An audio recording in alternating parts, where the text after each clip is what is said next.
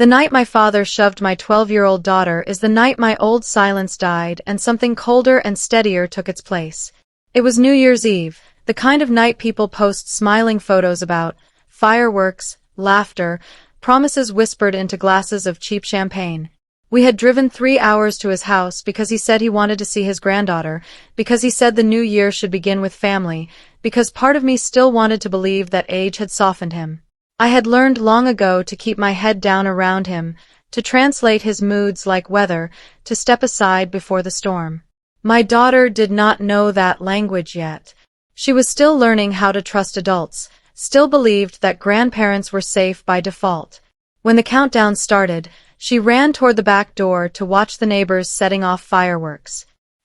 He barked her name like a command, told her not to run in his house. She stopped too fast, sneakers skidding, and turned to say sorry. He moved faster. His hand hit her shoulder and pushed her hard enough that she stumbled into the table. The sound of her elbow hitting wood was louder than the music, louder than the cheers outside. She didn't cry right away. She looked at me, eyes wide, confused, like she was asking me to explain what had just happened. My father said she was disrespectful, said children needed to learn, said I was raising her soft. Something inside me went quiet. I picked her up, felt her shaking, felt the heat rise up my neck, and I told him we were leaving. He laughed. He said I was dramatic. He said I always had been. On the drive home, she asked if she had done something wrong. I pulled over and held her and told her no, over and over, until the word felt thin and fragile in my mouth. That night, I didn't sleep. I watched the new year arrive in silence, watching her chest rise and fall, replaying the push again and again, and I made a decision that would take a year to finish and a lifetime to live with. I wasn't going to scream. I wasn't going to fight him in the way he understood. I was going to end the power he thought he had, piece by piece, without ever laying a hand on him. The first thing I did was write everything down. Dates, words, the bruise blooming yellow and purple on her arm, the neighbors who had been there, the way he laughed when I said we were leaving. I took photos. I took my daughter to the doctor, not because the injury was severe, but because documentation is a language bullies understand. I filed a report, not to send him to jail, but to make a record that could not be erased by charm or denial. I started therapy for my daughter and for myself, because revenge that costs your child her peace is no revenge at all. Then I went quiet. I stopped answering his calls. I didn't announce anything. I let him assume I had cooled off, that I would come crawling back like I always did. While he waited, I rebuilt. I talked to my siblings, the ones who had learned to survive him the same way I had, and I listened as stories poured out that sounded too familiar. We compared notes. We realized how often we had protected him by protecting ourselves. I shared the report with them, the photos, the dates. I didn't ask them to choose sides. I told them what I would do and that they could step away if they needed to. Some did. Some stayed. I met with a lawyer and learned the words for what he had done and the ways to make sure he could never be alone with my child again. I met with a mediator and learned how boundaries look when they are enforced, not begged for. I changed routines. I blocked numbers. I told my daughter the truth in a way that did not poison her, that some adults hurt people because they are afraid of losing control, and that her job was not to make them feel better. She started sleeping through the night again. The bruise faded. The memory did not. Spring came. My father started telling people his version of the story, that I had turned against him, that I was unstable, that he was the victim of a dramatic daughter. He did not know that words can be traced, that lies leave patterns. When he tried to volunteer at his community center, the background check flagged the report. When he tried to host the family reunion, half the family declined, quietly, politely, without explanation. When he showed up unannounced at my house, the police explained trespassing to him in a tone he had never heard directed at himself. Summer came. I published nothing. I posted no rants. I focused on my child, on school projects, on small victories. I let him grow louder in his loneliness. Then autumn came, and with it a letter from his lawyer, thin threats wrapped in formal language. My lawyer replied with evidence and dates and witnesses. The letter never came again. By winter, he had learned that access to us was gone, not temporarily, not as punishment, but permanently, as protection. On the next New Year's Eve, we stayed home. We baked cookies and wrote wishes on scraps of paper and burned them safely in the sink, watching the smoke curl upward. My daughter asked if she would ever see him again. I told her the truth, that probably not, and that it was okay to feel sad and relieved at the same time. At midnight, fireworks popped in the distance. I didn't feel victorious. I felt steady. The revenge was not that he suffered. The revenge was that my daughter grew safer, that the cycle stopped with me, that his hands would never again teach her fear. The revenge was quiet and legal and boring to anyone who wanted blood. It was the kind that lasts. The months after that New Year were not cinematic. They were slow and ordinary, which was exactly what he hated most. Silence starves people like him. Every birthday passed without his name on the phone. Every holiday photo stayed private. He tried new angles. He sent gifts through other people, oversized boxes meant to buy forgiveness without asking for it. I returned them unopened. I taught my daughter that love never comes with fear attached, that apologies don't arrive wrapped in denial. She learned how to say no without shaking. I learned how to breathe again. Then one afternoon in early spring, the call came. He had fallen in his driveway. Broken hip. Hospital. The voice on the line expected me to rush, expected the old reflex to kick in. I thanked them for telling me. I told them I would not be coming. When I hung up, my hands shook, not with guilt, but with the strange freedom of choosing myself. Words spread fast. Some relatives whispered that I was cruel. Others finally admitted they understood. My father woke up in that hospital room with nothing but consequences and time. He asked for me.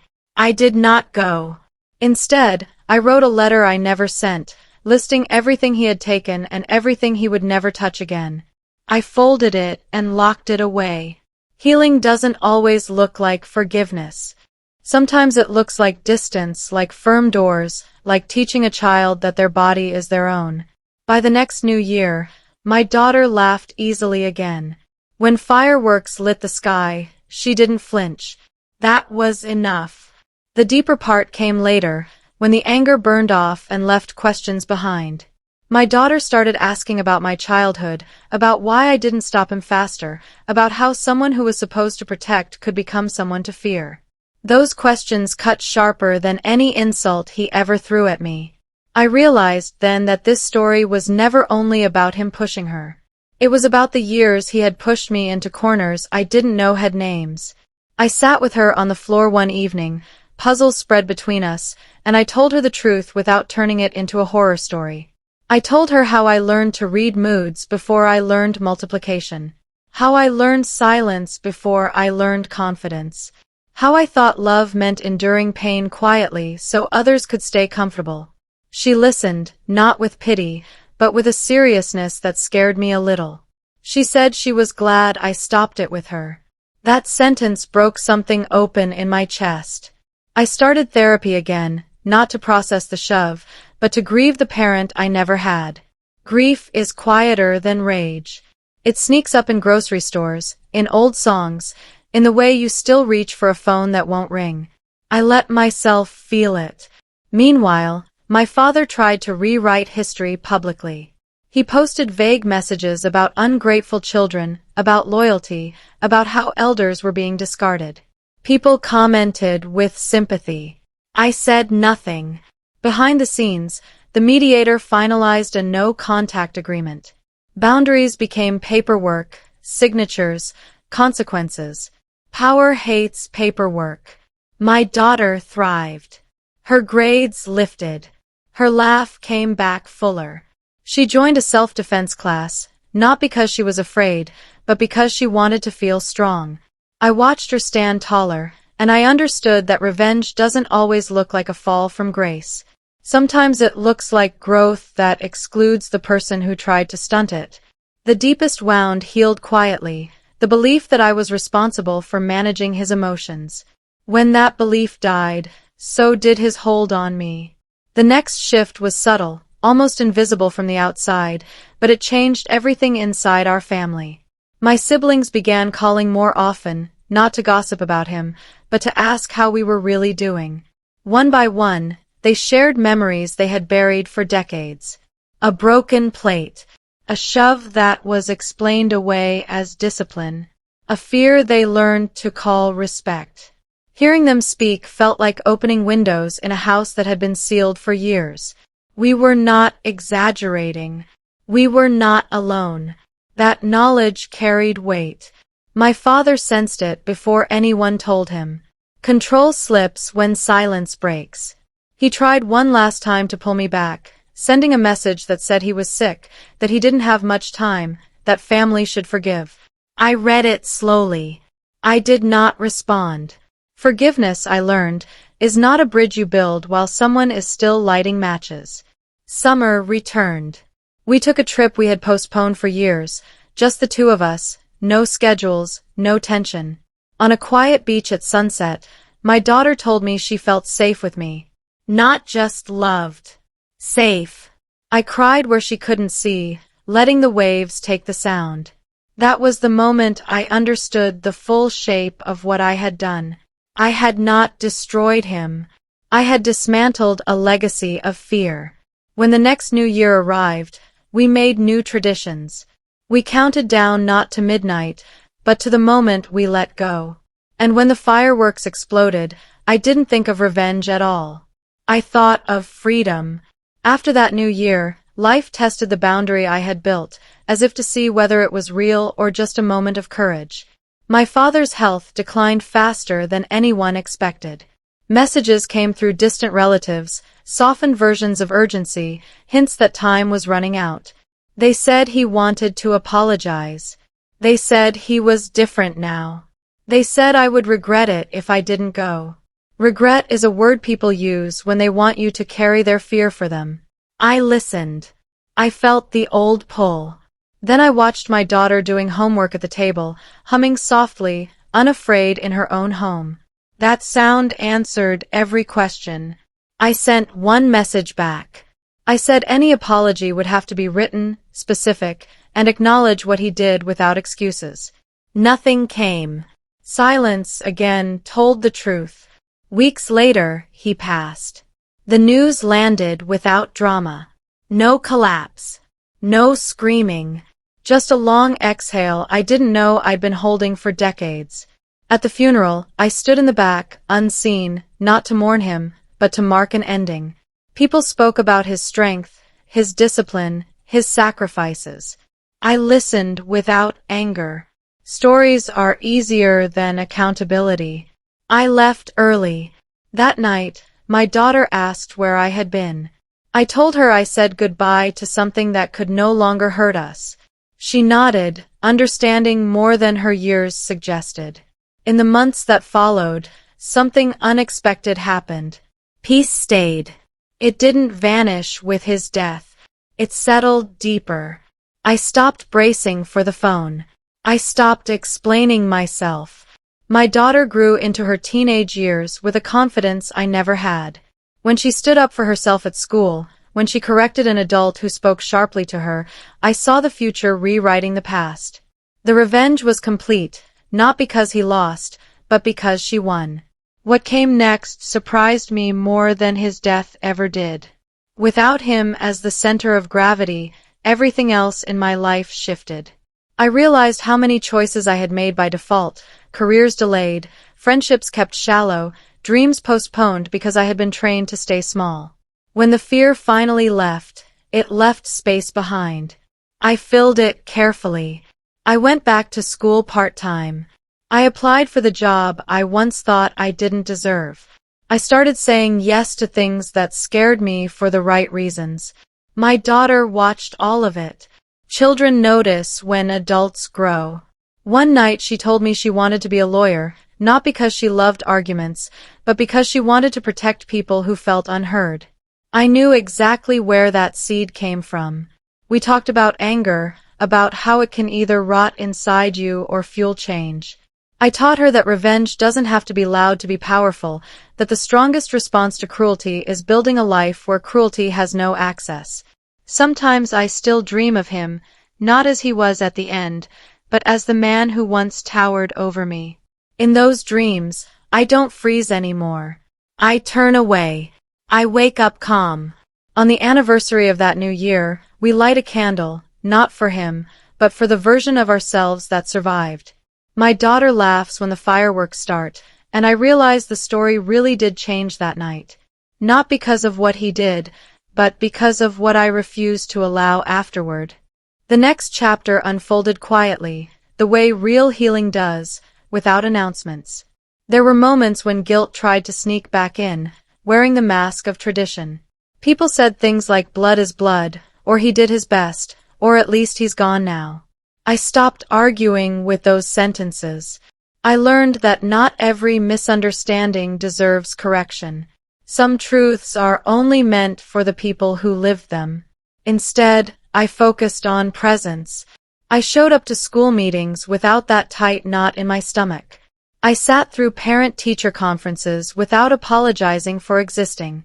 When my daughter had her first real argument with a friend, she came to me not afraid of being blamed, but confident she would be heard. That was new. That was everything. One evening, she asked me what I would tell her if someone ever laid a hand on her again. I didn't hesitate. I told her to leave, to tell me, to know without question that I would always believe her. She smiled and said she already knew. That was the moment I understood the cycle was truly broken, not just paused. Broken. I had spent years thinking strength meant endurance. Now I knew it meant refusal. Refusal to excuse harm. Refusal to normalize fear. Refusal to pass pain forward just because it came from behind you. As the seasons changed, so did the way people spoke about him. The stories softened, then faded. What remained were the lives still moving forward. Ours moved lighter. On the next New Year's Eve, we stood outside together, counting down, breath visible in the cold air. When midnight hit, my daughter hugged me hard and said thank you for keeping me safe. Fireworks burst overhead, bright and loud, but for the first time in my life, nothing inside me flinched. The story had changed, not because the past disappeared, but because it no longer had the final word. What followed after that was the part no one warns you about. The quiet after justice. The space where anger used to live. I had built my strength around protection, around vigilance, and once the threat was gone, I had to learn how to rest. Rest felt dangerous at first. Like if I relaxed, something bad would rush in to fill the gap. But nothing did. Life just kept going, steady and ordinary. My daughter entered her teenage years with questions, opinions, and a voice that carried. When teachers spoke over her, she corrected them politely. When classmates crossed lines, she named it. She was not loud. She was unmovable. Watching her, I realized this was the deepest form of revenge. Not his downfall, but her certainty. One afternoon, she came home upset because an older relative had raised their voice at her during a visit. She didn't cry. She told me calmly what happened and said she had walked away. My chest tightened, not with fear, but with pride. I backed her completely. The relative apologized. The boundary held. That would never have happened in my childhood. The pattern had changed. Years later, on another New Year's Eve, we sat together making plans, real ones, not survival plans, but dreams. College. Travel. Futures that did not include fear as a factor. When midnight arrived, we didn't toast to fresh starts. We toasted to continuity, to safety that lasts, to love without conditions. I looked at her, no longer a child, and understood that the night my father pushed her was the night his influence ended. He thought power came from force. He was wrong. Power came from protection, and protection rewrote everything. The final layer revealed itself years later, in a moment so ordinary it almost slipped past me. We were standing in a crowded store, the kind of place where tempers run short and voices rise fast. A man ahead of us snapped at a child, grabbed his arm too tightly. People looked away. I felt my body tense, that old instinct to freeze and disappear. Before I could move, my daughter stepped forward. She didn't shout. She didn't insult him. She said, clearly and loudly enough for others to hear, "Please don't touch him like that." The room went still. The man released the child, embarrassed, muttering excuses. Someone called a manager. The child ran to his mother. My daughter came back to my side, hands steady. She looked up at me, not seeking approval, just connection. In that moment, I understood the full arc of the story. This was never about humiliating my father or watching him fall. This was about creating a human who would not look away when harm appeared. Later that night, I asked her if she had been scared. She shrugged and said a little, but not enough to stay silent. I thought of the 12-year-old girl she had been, pushed and confused, and of the man who believed force was authority. He was wrong in ways he never lived long enough to understand. Authority is earned through care. Strength is measured by who you protect. On the last New Year we spent together before she left for college, we stood on the porch like we always did. Fireworks cracked the sky open. She hugged me and whispered that she felt ready. Not fearless. Ready. I watched her walk toward her future carrying nothing of his legacy, only the lessons of safety and self-respect. The revenge was complete in that quiet certainty. The story changed the moment I chose my child over my fear, and it kept changing, year after year, until the past no longer had any power left to take. After she left for college, the house grew quieter, but it never felt empty. It felt earned. I found traces of her everywhere, a forgotten hair tie on the sink, notes tucked into books, the echo of laughter that didn't haunt me but warmed me. Parents talk about letting go like it's loss. For me, it felt like proof. Proof that I had done what I promised myself on that New Year's night years ago. I had raised a child who could walk into the world without shrinking. Sometimes she called late, not because she was scared, but because she wanted to tell me about her day. A professor who challenged her. A classmate who crossed a line and got corrected.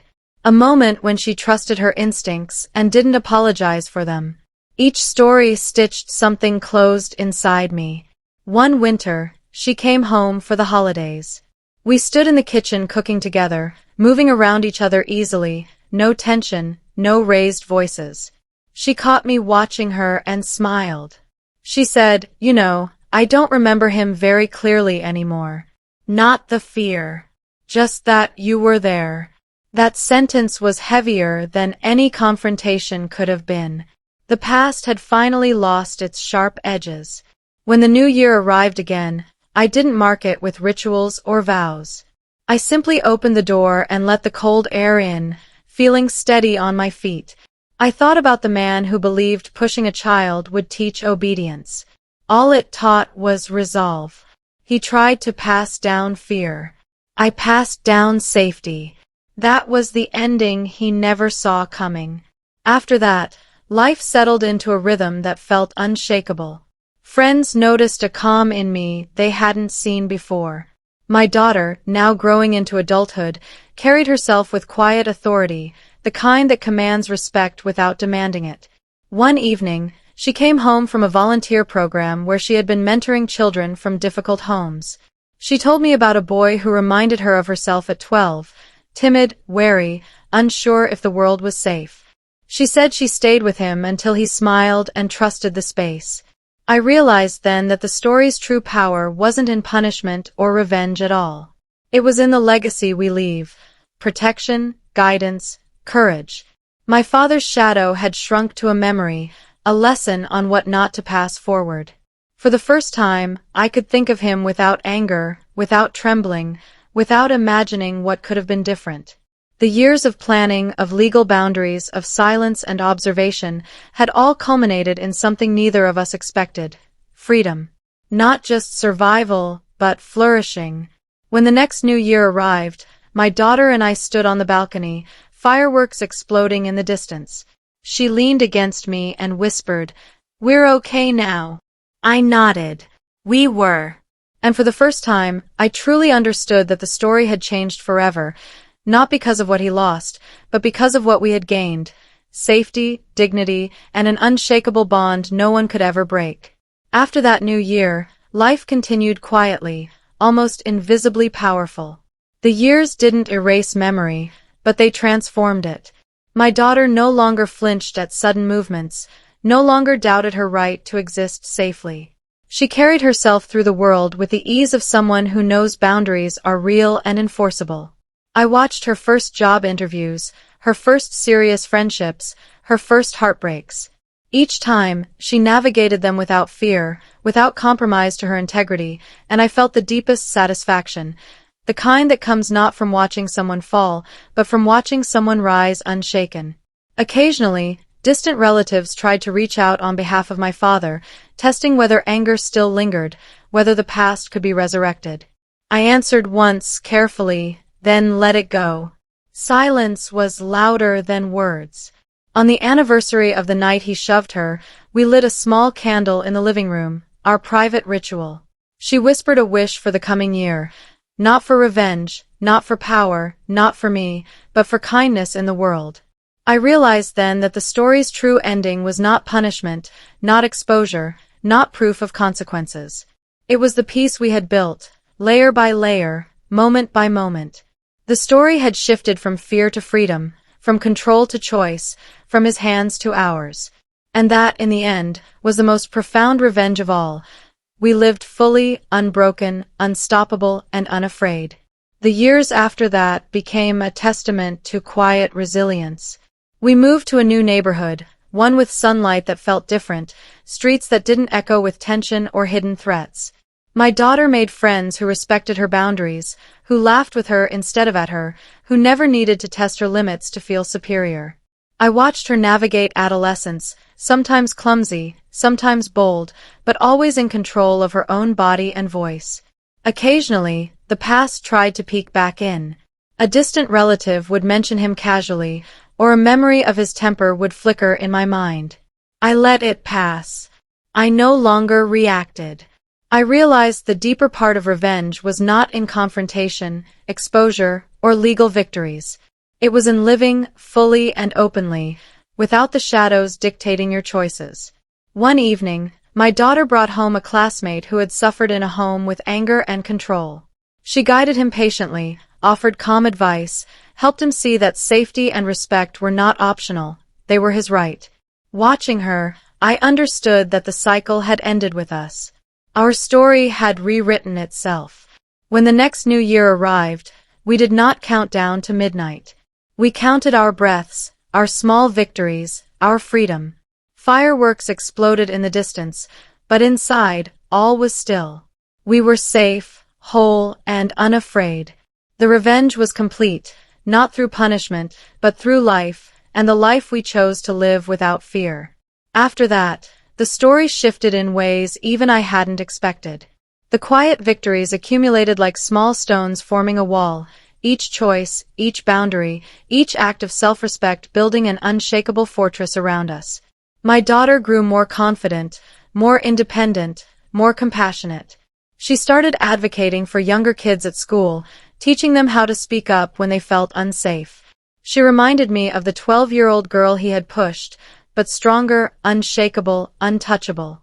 Occasionally, news of him trickled in, friends of friends mentioning his decline, the isolation he had earned, the opportunities he had squandered. I did not gloat. I did not rejoice. His fate no longer mattered. What mattered was that we had chosen differently. My daughter learned to forgive, not him, but herself, for any fear she had once carried. She learned that safety and love were her right, not privileges to be earned.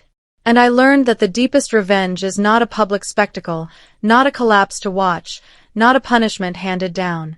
It is life lived fully, calmly, and without fear.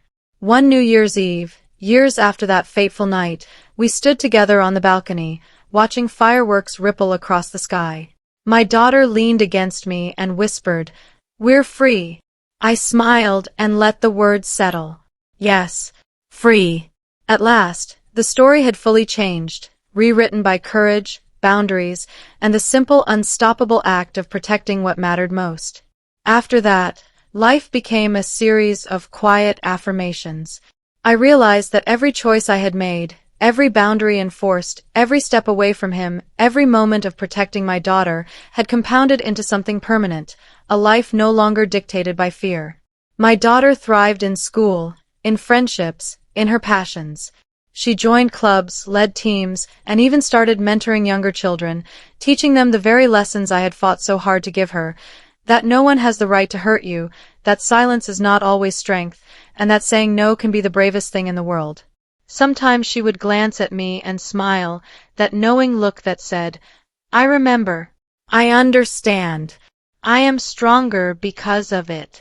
We rebuilt family relationships on our terms. Some relatives stayed distant, still unwilling to confront truth, and that was fine.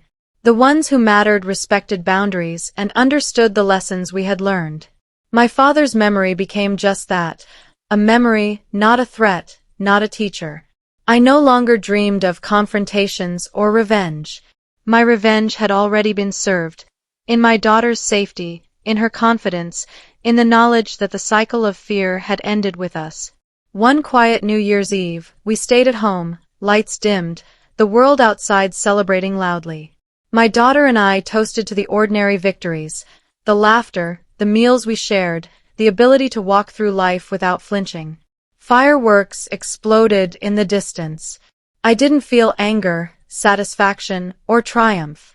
I felt peace. That night, I understood fully that revenge is not always about watching someone fall. Sometimes, the most profound revenge is building a life so strong, so free, that the harm once inflicted has no power left to touch you. And in that moment, watching my daughter's eyes sparkle with hope and confidence, I knew the story had truly changed forever. The closing chapter came without drama, without a single moment you could point to and say this is where it ended.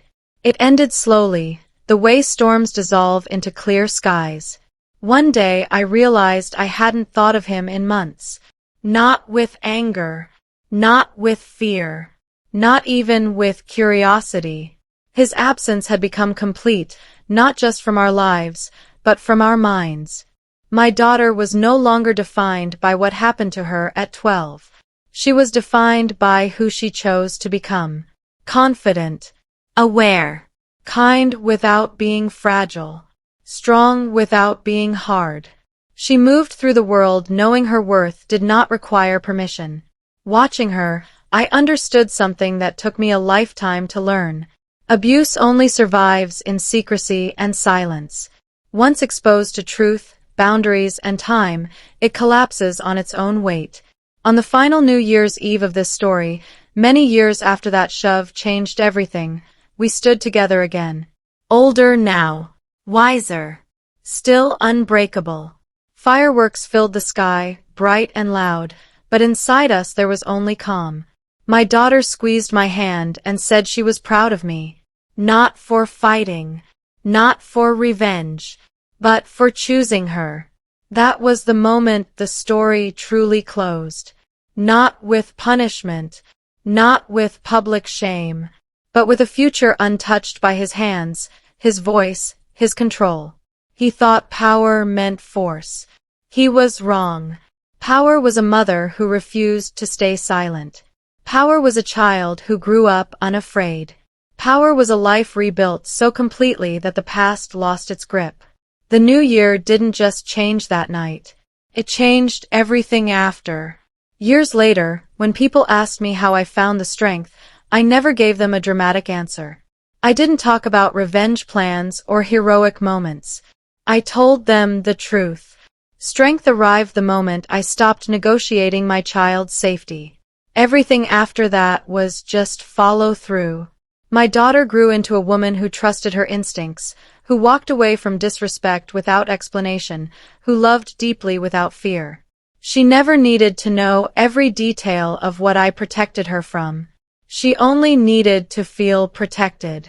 Sometimes, on quiet nights, I think about how easily the story could have gone another way. How silence could have taught her to endure. How fear could have taught her to shrink. That is when gratitude hits me the hardest. Not gratitude for pain, but for the choice that followed it. One choice changed generations. One refusal ended a cycle. On every new year now, wherever we are in the world, we send each other the same message at midnight. 2 words. Still safe. And every time I read it, I know the ending never needs to change. This is where the story ends, not with applause, not with exposure, not with a fallen villain begging for mercy. It ends with something far more permanent. A child who grew up knowing her body was hers. A mother who learned that love does not require endurance of harm. A family line where fear stopped traveling forward. The night my father pushed my 12-year-old daughter, he believed he was asserting control. What he actually did was expose himself. He drew a line so clear that I could finally see it in the dark. And once seen, it could never be unseen. The new year didn't change him. It changed me. It changed the direction of everything that came after. There was no moment where he truly understood what he lost. People like him rarely do. But that no longer mattered. Because what we gained outweighed every explanation he never gave. We gained safety that lasted. Confidence that did not crack under pressure. Love that did not flinch when voices rose. My daughter does not tell this story as trauma. She tells it as the moment she learned what protection looks like. She carries no fear of him, no shadow of his hands, no echo of his voice. She carries only the knowledge that someone chose her without hesitation. And that is the revenge. Not ruin. Not humiliation. Not regret. The revenge is that his legacy ended with him. The revenge is that our future began without him. The revenge is that a child who was once pushed grew up untouchable. The new year didn't just change that story. It ended one. And began a better one.